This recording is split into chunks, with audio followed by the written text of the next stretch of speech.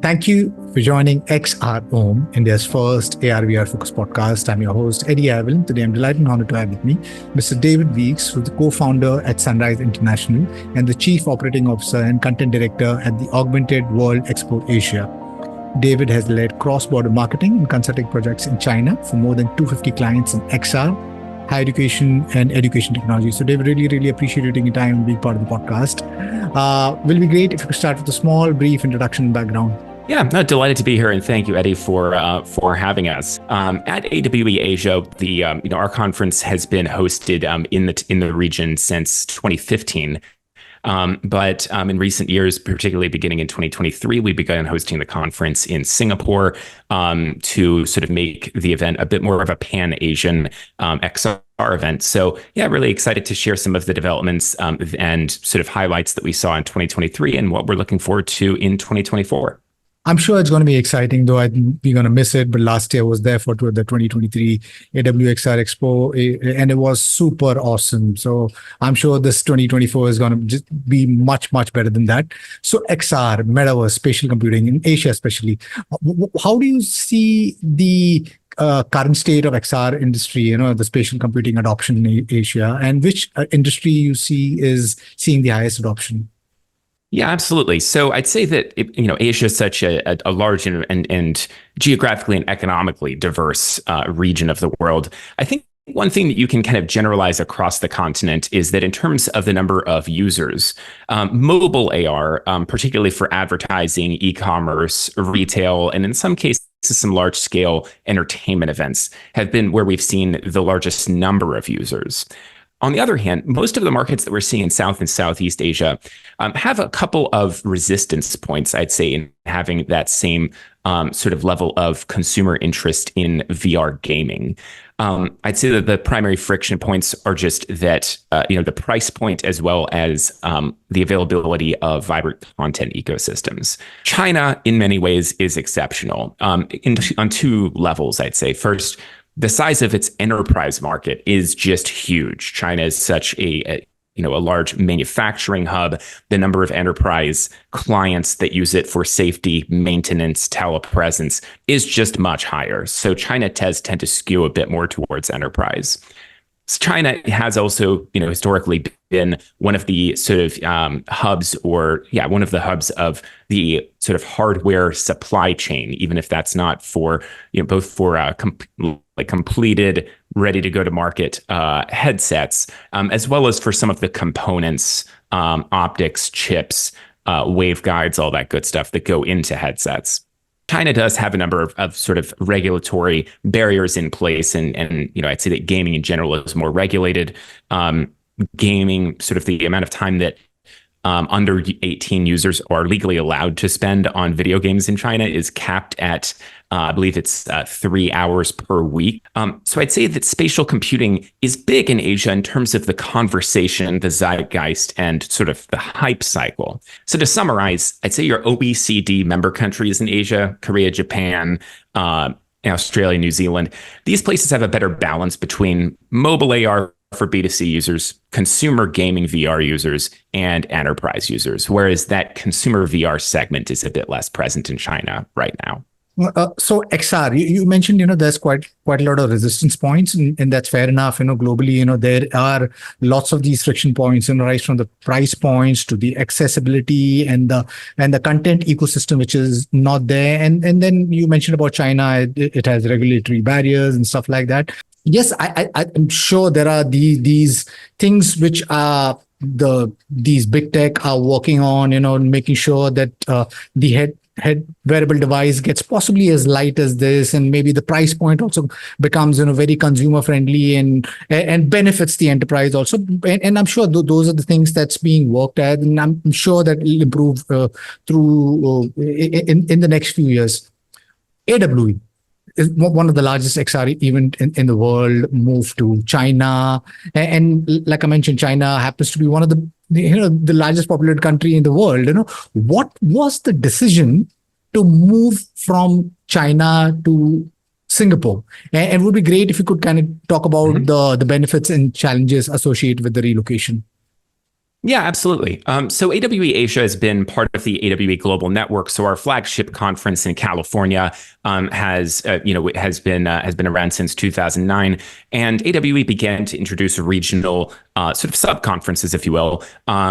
In EU and Asia. Our Asia conference began in 2015. From 2015 to 2022, we hosted every year in China. And at that time, maybe that made sense because of China's centrality to the XR supply chain, and just the sheer, as you said, population and volume of enterprise deals and transactions that were taking place in XR. In late in 2022, when we were planning our 2023 conference, we were still in the time of zero COVID and sort of flash lockdowns in China. So our decision to move to Singapore, at least for 2023, was in part just guided by considerations around travel and accessibility for some of our attendees. Of course, while I believe AWE Asia is, it's one of my favorite XR conferences, doing a 14-day hotel quarantine is a big ask for people. Fast forwarding to today, getting a visa to China is much simpler. Travel to China is much simpler. Of course, there's no quarantines or flash lockdowns, but that wasn't information we really knew in 2022. So a bit of this was just travel and logistics. Fast forwarding to today, though, Singapore now has visa waivers for Chinese travelers. And Singapore generally is just a bit simpler for other attendees from other areas of Asia to be able to attend. The flight time from Southeast Asia, Australia, New Zealand, India is just much shorter. So part of it was travel logistics.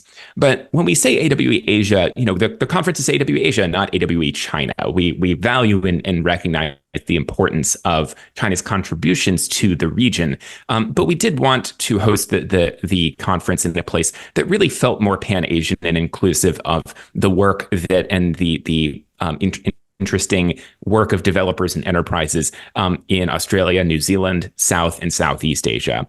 So part of it was sort of symbolic and including more of the region. Part of it was sort of to do with travel and logistics. It's also true, though, that you're seeing a number of interesting innovations coming out of Singapore and Southeast Asia. In particular, ByteDance and the sort of the global headquarters of TikTok and many of ByteDance's initiatives are coming out of Singapore now, and there's a number of other players that are kind of entering the XR space. Particularly, it seems like we're going to be seeing headset releases in the medium term future from LG and Samsung. In addition to that, Singapore is increasingly becoming a capital hub and a sort of place where XR funding deals are sourced. It's also true that Asia, the old dynamic of American and European companies funding XR ventures in China. Increasingly, that's less sort of like the most common thread. You're seeing instead sort of intra-Asian transactions and funding. So a good example of this would be, the various levels of various fundraising rounds that have been sourced or originated in the Middle East. Saudi Arabia has been very active in funding metaverse initiatives, both bringing them to the Middle East, but also kind of taking ownership stakes in some of the biggest XR companies in the world. So, Saudi's PIF funds involvement in the most recent Magic Leap raise, participation in Buzz AR's new raise. So you are seeing sort of more intra-Asian connectivity and deals that are happening, not necessarily from, not exclusively just from North America and the EU into China, but increasingly between other Asian countries. So we also wanted to kind of bring those conversations, bring those events into our conference. Of course, we're delighted to continue to see participation from Chinese companies at AWE Asia. We very much view this as China and not rather than China or, right. So it's a nice way to kind of bring in everyone together in a way that was just a little bit simpler in terms of logistics and travel for everyone. No, no, completely fair enough. Because I mean, largely, I mean, most of the action when it comes to AR, VR, MR has been happening in the West, in America and Europe, and then China was the other place, where all the hardware action was happening. But it's about time, the other countries also start participating. And I guess, I mean, this global movement of sorts will kind of accelerate the entire ecosystem, and will start showing real values, So, can you give like an overview of AWE Asia, and maybe if you could talk about the highlights and what can enterprise and consumers expect from AWE 2024? So we were really pleased with how things shook out in 2023. There was a bit more than just over 1,000 attendees, about 60 exhibitors.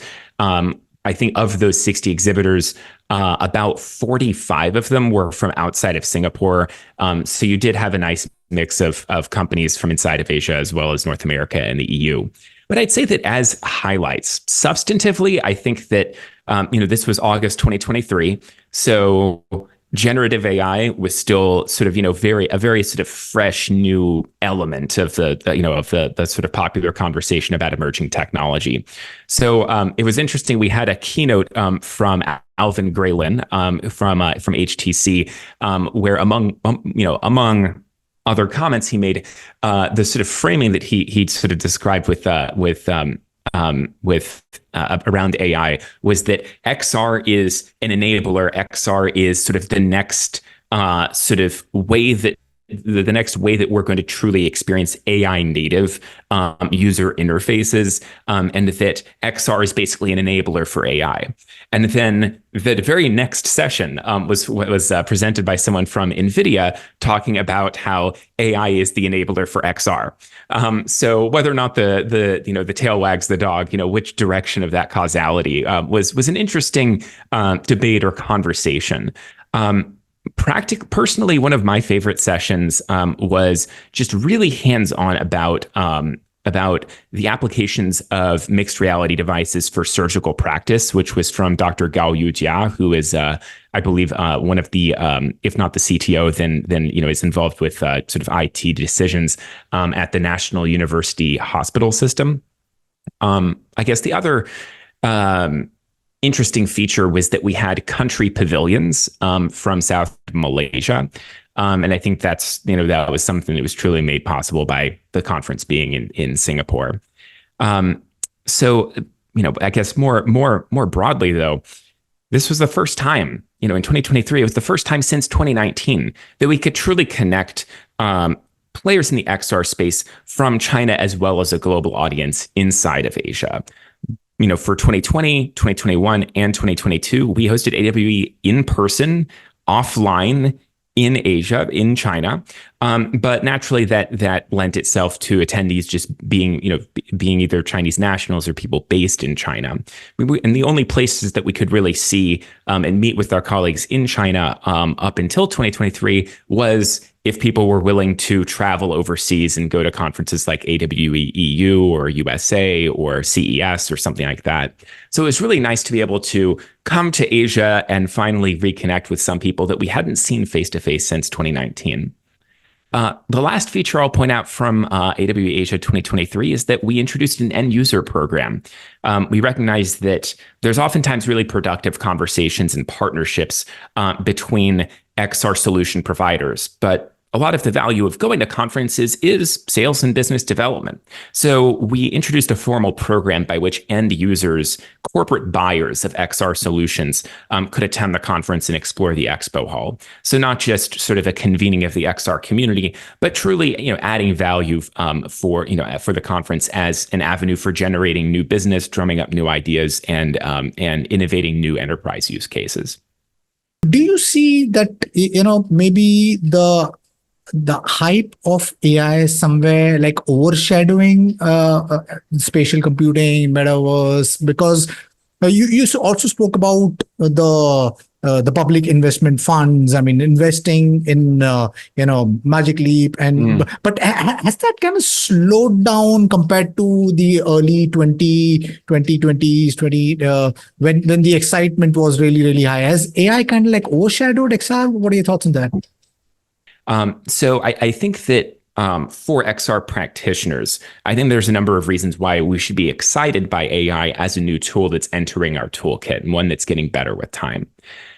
Now, to the question of whether or not AI is overshadowing XR, certainly there is a lot of excitement in generative AI. I think the level on which you can use it for your personal productivity, the level on which it can be adopted in enterprise to save money or to increase efficiency, I think that those touch points are more obvious. However, I think that like every hype cycle, there is an excitement and then there is a sort of right sizing of expectations where people realize that, that lent itself as a panacea.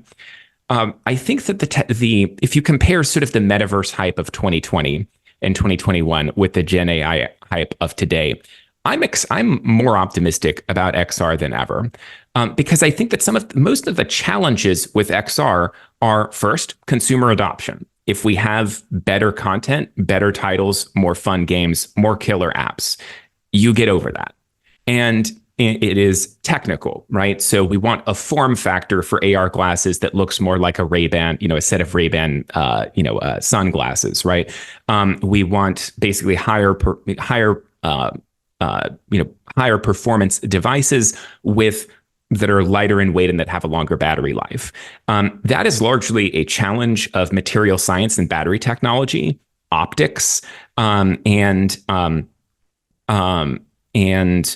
other sort of technical dimensions, right? Processing speed, internet speeds, right? So doing more of the compute in the cloud and less, doing less compute locally. Each one of those four things, right? So basically processing speed, internet speed, optics, and battery tech. Those are all technical problems that with scientific innovation, we can overcome. Now, you compare that with the challenges that Gen AI is experiencing. Many of those challenges are not technical challenges to overcome. They are inherent in the way that the tool is built, right? So having an LLM that you can be absolutely certain does not infringe on anyone's copyright, extremely difficult, right? And it seems like many of the players in Gen AI are just working out licensing deals with companies that have produced the content that their AIs are trained on. But that's a very difficult issue. Second is hallucination. So Gen AI is predictive, right? We're looking at what is the most likely word to follow from one word to the next. And as a result, it's very difficult to hedge against hallucinations or misinformation. We're also kind of hitting this barrier now where AI companies are running out of human-produced data, human-produced text to actually train their AIs on. So now there's this discussion of using synthetically developed data sets. But then you kind of have that problem of, translating a translation of a translation of a translation. The quality of the output is going to decrease if you start sort of adding synthetically generated content as sort of chaff to the grain of human generated content.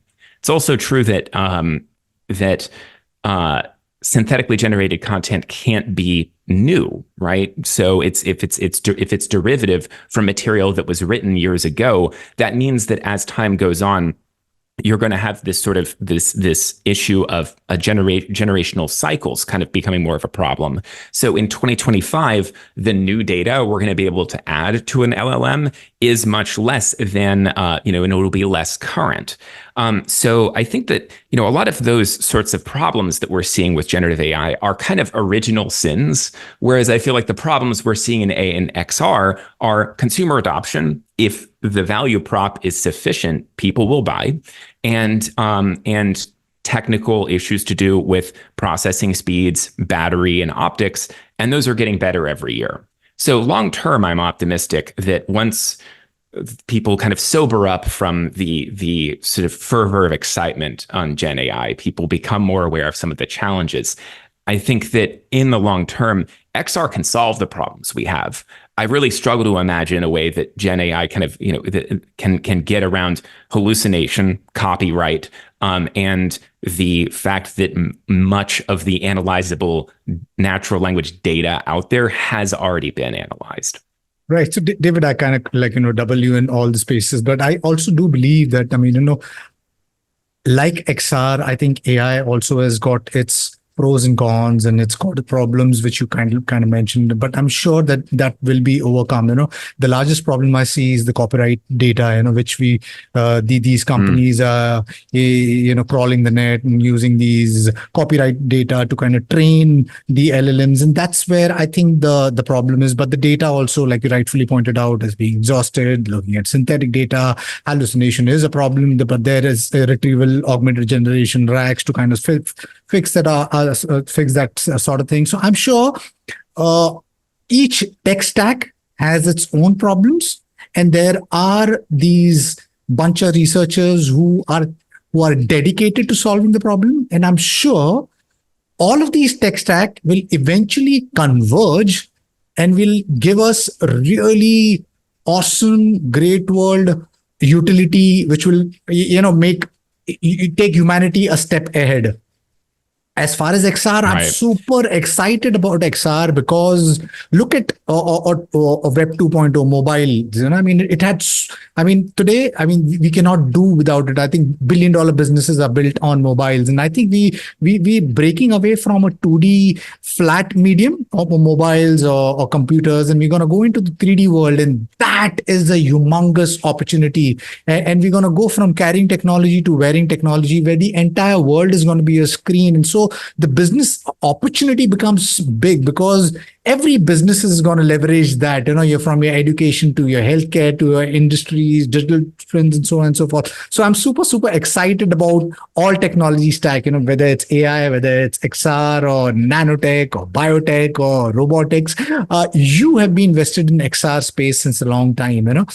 Where do you think currently the opportunity lies in the XR ecosystem? And will be great because you kind of mentioned in the course of the conversation about public investment fund, Saudi Arabia funding Magic Leap and so on and so forth.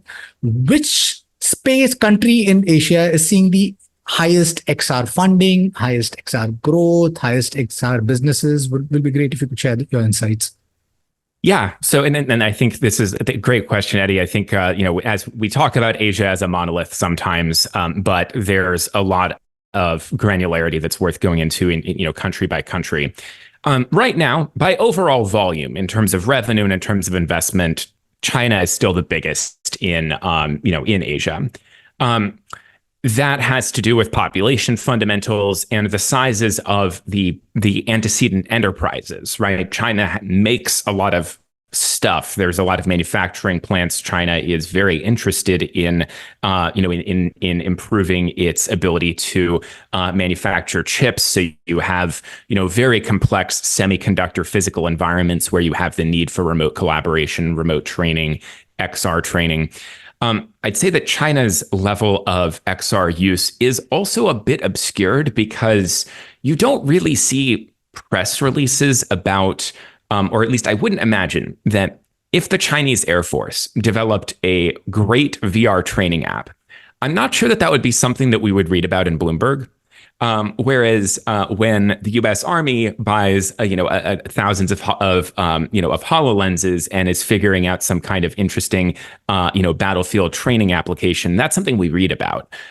We see sort of tactical police and defense and Air Force sort of readouts of new XR deployments in Thailand, in Vietnam, in Singapore, and in other places where the information ecosystem is a little bit more open. So basically, I think China, by overall volume of public raises, public transactions, is the biggest. I think the fundraising rounds from XReal and Rokid were particularly interesting. Just last month, ByteDance made an investment into a chip manufacturer, which seems to square pretty directly with the Pico headsets. So, but beyond that, I'd say that public sector support and public policy support for XR in Asia is notable in a couple of countries. So Saudi is kind of, we talked a little bit about the investment activities of PIF. In Asia Pacific, you see Unlike the US, where we do not have we're pretty new to this idea of industrial policy, the CHIPS Act and sort of, directing government or private sector, investment into a particular industry. That's something that is, I'd say, is kind of news in the US. It is not news in Asia. So industrial policy has been a lever of economic policy for many years in South Korea, Japan, China. So within the metaverse, China actually has, in one of its 5-year plans, it actually has an explicit policy goal to ship 25 million XR headsets by 2026. You see that same fact pattern in South Korea. So South Korea is, introduced a couple of years ago the Digital New Deal 2.0. Basically, is a sort of a cross-sector initiative to increase, to future-proof South Korea's economy and increase employment in new and growing industries. Within that, one of the main sort of sectors that South Korea is targeting is the metaverse. So South Korea has given itself a target to incubate 220, I believe was the number, more than 200 metaverse companies that export a certain amount, a certain dollar value of sales to other countries. So there are specific sort of funds that are dedicated in South Korea to metaverse growth. The K Metaverse Pavilion goes to many global conferences, and that has significant government support. I think and we also see similar initiatives in Japan and in Thailand and a couple of other countries. Why I think that matters is not just that the government is saying this is important and signaling, but this creates a bit of insulation from hype cycles. VC tends to follow hype cycles much more so than government industrial policy. So I see this as a way to, as public sector participation and explicit KPIs for growing the metaverse as public policy. Those are long-term goals. So even if Gen AI is enjoying its 15 minutes in the spotlight right now, you have a continuing commitment from these governments to foster the metaverse and to foster the growth of companies as they work their way to profitability. So yeah, I'd say that to come back to your question, which country is seeing the highest funding and growth? The easy answer is China for the reasons I listed, but we're also very closely watching South Korea. I think in terms of who's got, where is the biggest potential? I think that as India and Indonesia, with their massive populations, as the size of those middle classes grow, and as these devices become more mature, I think that long term, we're very much excited about Indonesia. A lot of people come to Singapore to do business in Indonesia and in India. Increases in product that we're headed. Very, very cool. Thank you for the insights, David. Any advice to enterprise? And maybe it'll be great if you could give a pitch on why businesses need to be part of the AWE Asia 2024. Yeah, absolutely. So at AWE Asia 2024, what we're expecting is that we'd have a couple of headliner exhibitors that have confirmed their participation already. So Meta will be our platinum sponsor, and we'll see some interesting sessions from them. I expect that may have something to do with some exciting new, there are new Meta headsets out there, but I expect that may follow some announcements about partnerships and country rollouts for Meta, greater support of the Quest ecosystem in different countries where it's not present. At our conference, we're going to see more hardware on display, as well as our traditional strength in components and platforms. Some other some of our gold sponsors also include the Tokyo Dome Corporation and Niantic. We're going to see more discussion of AI and of spatial computing for all of its ambiguity as a term. I think that otherwise we are going to see a similar conference, but just more attendees compared to last year. So we'll have 9 different content tracks. We're expecting a bit more than 2,000 people this year. And the other, I'd say, big change that we're doing is a greater emphasis on spontaneous discovery in the expo hall, but also social activities. So, we're a 2-day conference. We've added an opening reception on before day one. And our idea there was that we want to get people more comfortable just chatting with each other. Now, in terms of advice to enterprise and maybe how these relate. So first, I think that for enterprise users, framing that I think is key is the transition of XR from being in the department, of an enterprise, the Department of Research and Development or emerging tech, or stuff that sort of sandboxes for new ideas. And we're starting to see more XR projects come into the functional business units of these companies. So rather than XR living in R&D and stuff that's basically a cost center, going into and being vertically integrated into the maintenance and safety and training operations, and making its way into onboarding, making its way into remote telepresence and remote collaboration. As more enterprises have, particularly in tech, but I think globally this is true, during the pandemic, we saw many people do remote work. We've seen different levels of return to office in different countries, but I think that increasingly the norm, both the preference for employees and the preference on the employer side, is for hybrid work. People coming into the office Tuesday, Wednesday, Thursday, but then working remotely on Monday and Friday. Now, that's great if you are, if you're building an app and everything lives in the cloud anyway.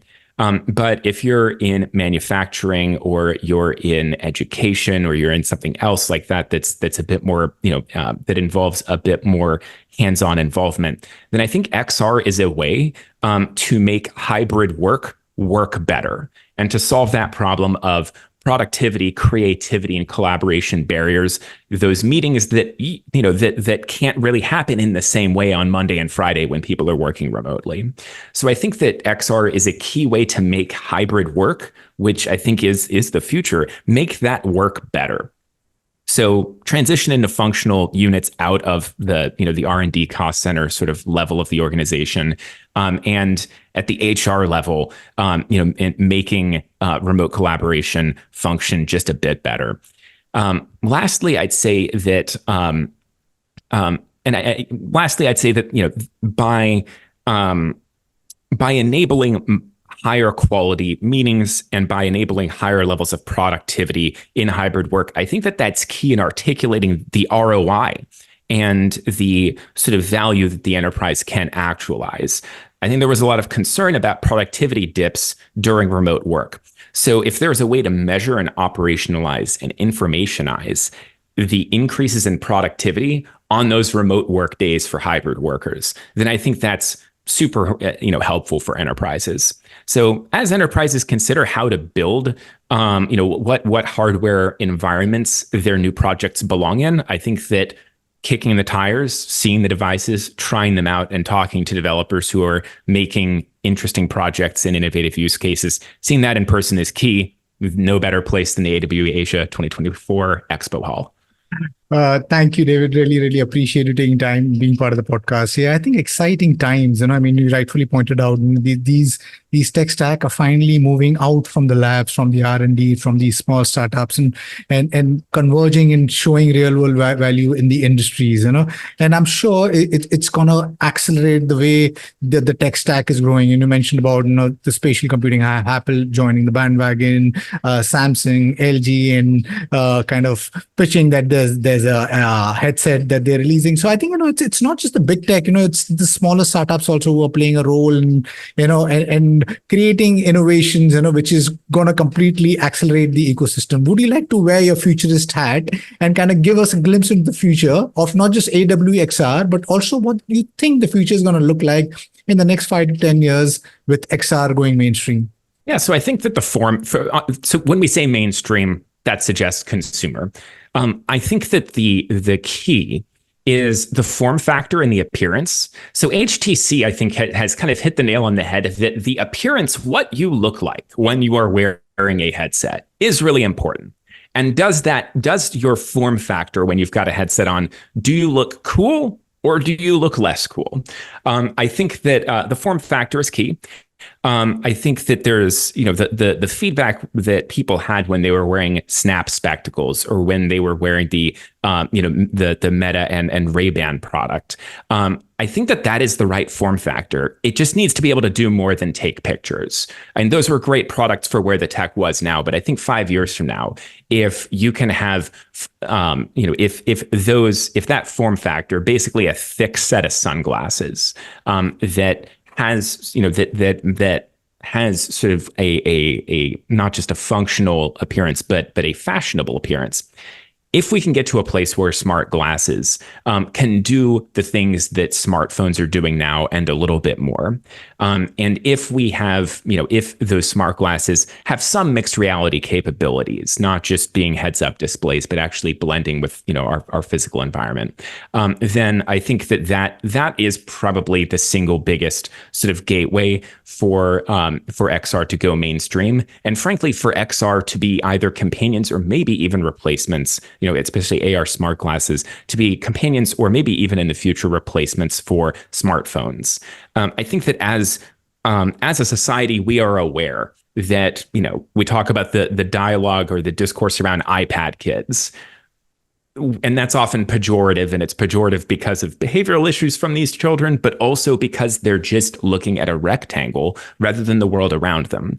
I think that AR, especially AR and MR, as a way to experience while not being physically isolated from the world around you and being able to kind of go beyond the rectangle.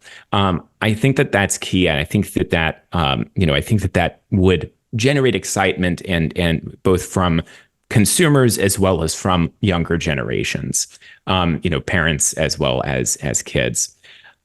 Second, I think that many people now are unconsciously using XR, try before you buy, sort of e-commerce tools, seeing, if you go on Lowe's app, you can see what a wallpaper might look like in your house already. You can see what an IKEA couch might look like in your living room.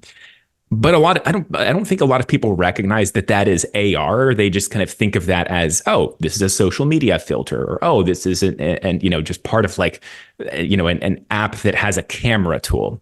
So I think that as people become more aware that they are currently using and involved in AR, I think that as awareness grows there, I think that more people will be more receptive to other layers of the XR experience.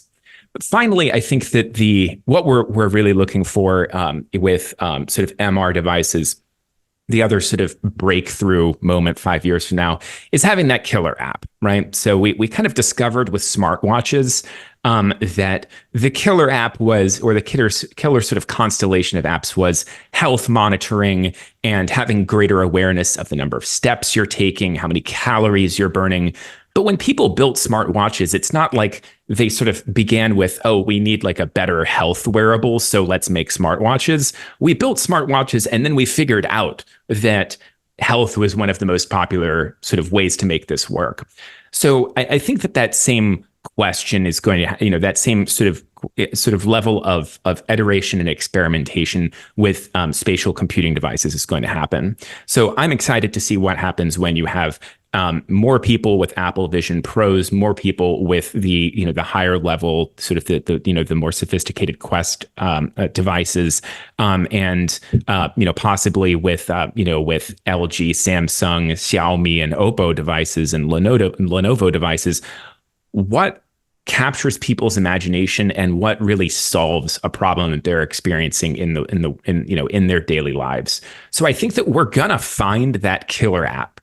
And whether or not that's sort of, having, being able to watch a movie without, being glued to a rectangle, or whether or not that's being able to take better pictures, or whether or not that's, something that is more sort of, productivity and office oriented. I think it kind of remains to be seen what captures people's imagination the most. But I think that we're going to basically build the best hardware that we can, and developers and consumers are going to figure out and tell us what is the killer app. And I think that we break into the mainstream when we get to that point.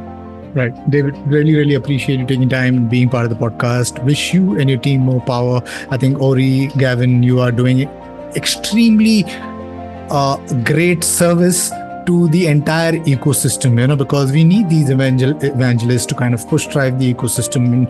And because this tech, I think, is going to completely transform and upend how we do, if we work, do business, and, learn and play. So more power to you. XR Home is happy to be the media partners. And to my listeners, please, I'm going to share the link, and AWXR Asia is the place to be if you want to learn about what's happening and what's cool in the world of AR, VR, MR, and XR. I'm going to leave the links behind. Please do get the tickets. And David, really appreciate you taking time being part of the podcast. And my listeners, if you like what you see in it, then please click the subscribe button. Until next time, see you guys. Bye-bye. Thank you.